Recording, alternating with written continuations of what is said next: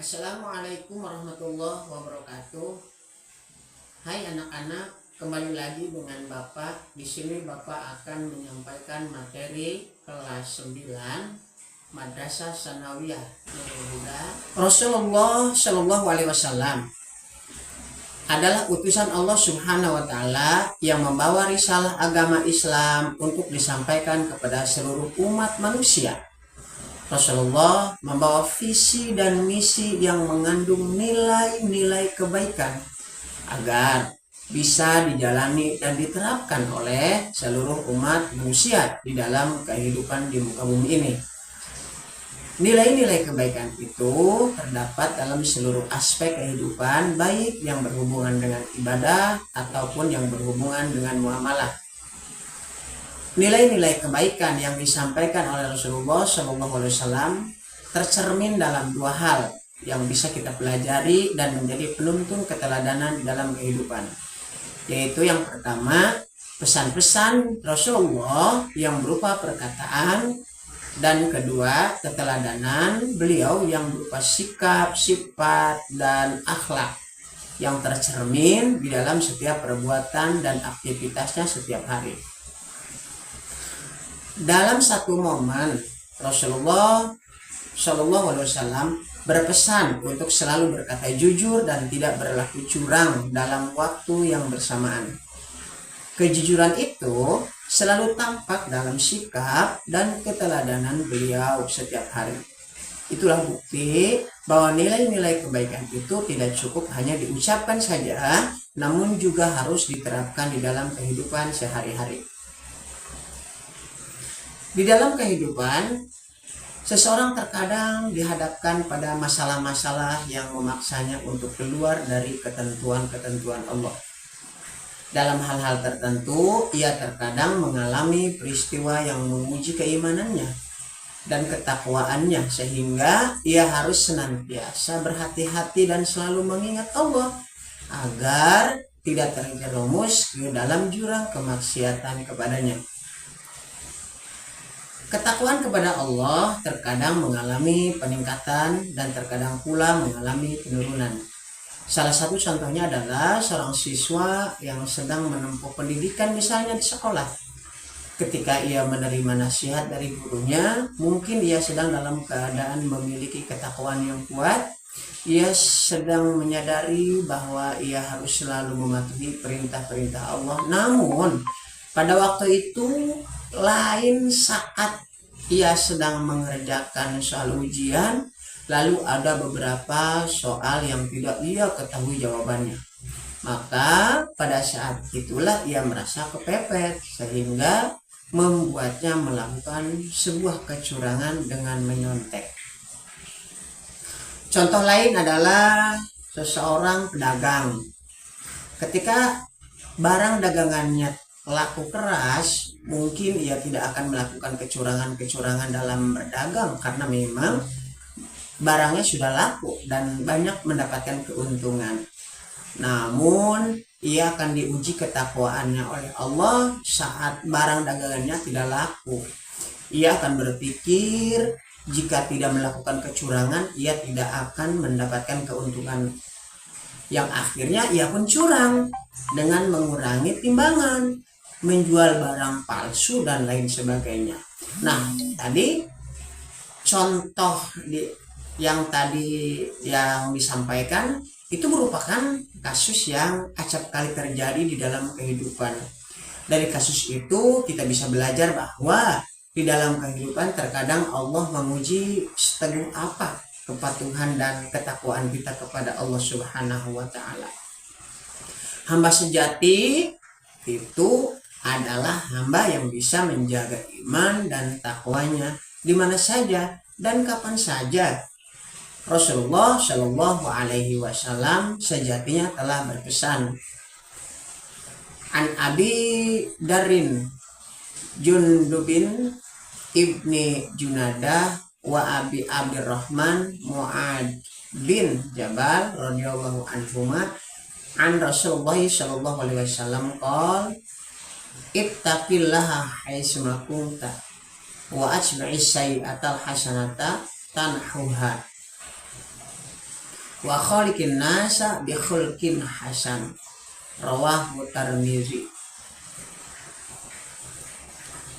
Yang artinya dari Abi Dzar Jundub bin Junada radhiyallahu anhu dan Muaz bin Jabal radhiyallahu anhu, Rasulullah shallallahu alaihi wasallam bersabda, bertakwalah kepada Allah di mana saja engkau berada.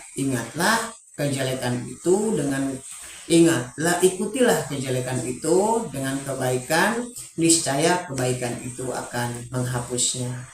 Bergaulah dengan manusia dengan pergaulan yang baik. Hadis riwayat At-Tirmidzi. Nah, oleh karena itu kita harus senantiasa bersikap jujur di dalam keadaan apapun, sekalipun jujur itu menyakitkan. Demikian pula dengan adil dan bijaksana. Sekalipun dengan berbuat adil bisa merugikan kita sesaat, namun yakinlah pada akhirnya itu akan berujung kebahagiaan dan ketentraman di dalam hidup. Rasulullah SAW pernah memberi nasihat kepada Abu Dzar Al-Ghifari. Itu tadi bukti bahwasanya kejujuran itu amatlah penting.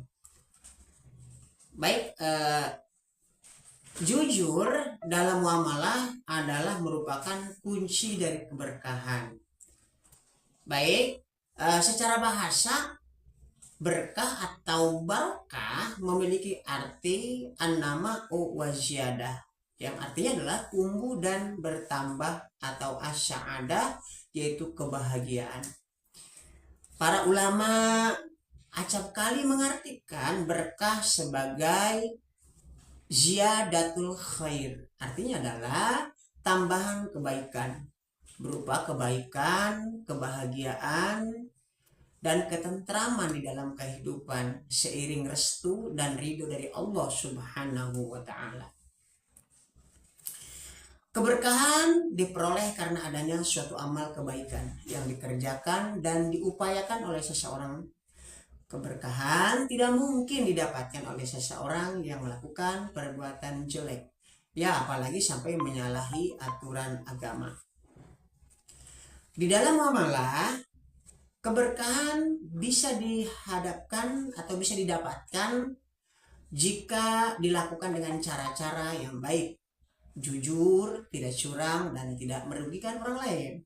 Misalkan di dalam dunia perdagangan, meski seseorang mendapatkan penghasilan sedikit dari perdagangannya, jika dilakukan dengan jujur dan tidak curang, maka ia akan mendapatkan keberkahan dari hasil usahanya tersebut. Ketika seseorang mendapatkan keberkahan, maka hidupnya akan terasa bahagia, tenang, tentram, dan selalu merasa cukup meski secara nominal penghasilannya sedikit. Sebaliknya, ada orang kaya raya, ya penghasilannya banyak, akan tetapi cara mendapatkannya tidak baik atau curang, maka ia tidak akan mendapatkan keberkahan dalam hidupnya. Ia tidak tenang karena selalu merasa kurang meski sudah bergelimang harta. Ya, contohnya adalah orang-orang korupsi, ya.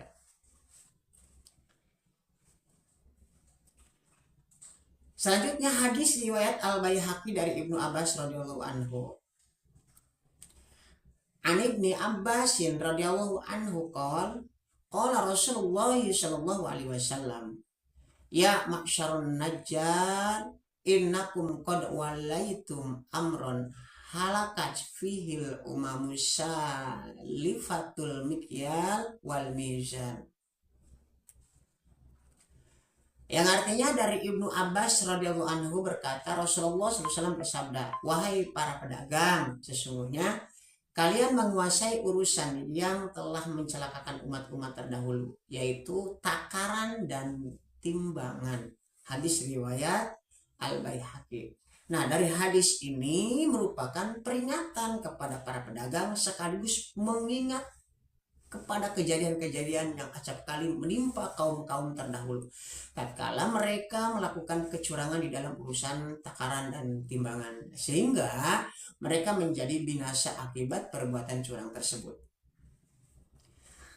Takaran takaran dan timbangan adalah hal yang penting di dalam kegiatan transaksi jual beli atau perdagangan. Keduanya itu merupakan salah satu penentuan tinggi rendahnya harga suatu barang. Jika takaran dan timbangan lebih banyak, maka harganya akan naik. Begitu pula sebaliknya. Karena keduanya berhubungan langsung dengan harga. Banyak di antara pedagang yang justru memanfaatkannya untuk meraup keuntungan yang lebih besar, yang lebih banyak. Dengan cara bermain curang, yaitu dengan mengurangi takaran serta timbangan. Dan tetap mematok harga yang tinggi. Peringatan tentang takaran dan timbangan sejatinya banyak sekali disampaikan oleh Rasulullah SAW di dalam Al-Quran maupun di dalam hadis Rasulullah SAW.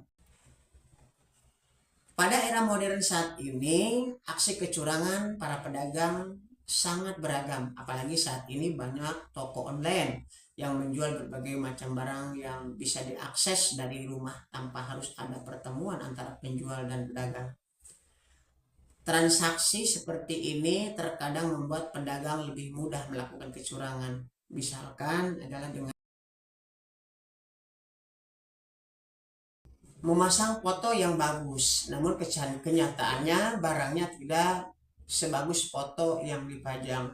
Dan ada pula yang memberi keterangan takaran tertentu, namun setelah barang dikirim, takaran barang tersebut tidak sampai batas sebagaimana pada keterangan sebelumnya.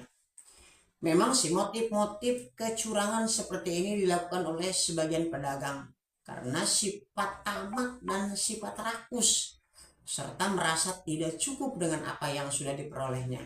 Sifat seperti ini harus dihindari sebab jika terjatuh pada perbuatan curang maka ia akan jauh dari keberkahan dalam kehidupannya nanti. Pada akhirnya hidupnya akan selalu diselimuti kerisauan dan ketidaktenangan. Segala bentuk aksi kecurangan menjadi perhatian di dalam Islam.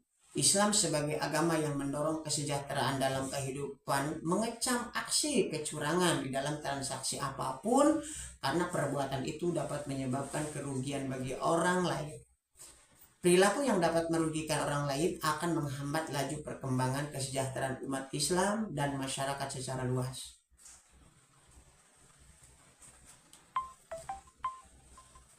Beberapa contoh pengamalan kejujuran dan menghindari perbuatan dusta agar terjalin hubungan yang damai dan tenang di dalam masyarakat.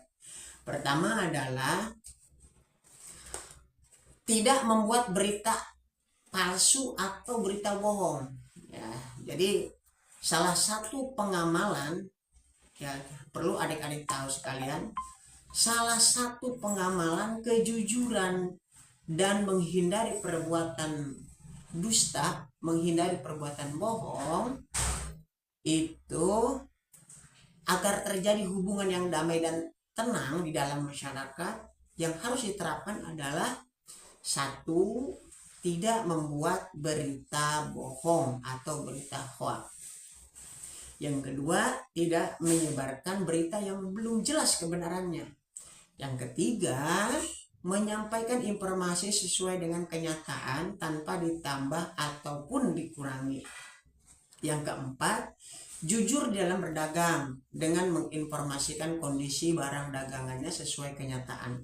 Yang kelima, menjaga warga yang baik dengan mematuhi segala peraturan baik yang berhubungan dengan agama ataupun peraturan di dalam masyarakat seperti rambu lalu lintas ataupun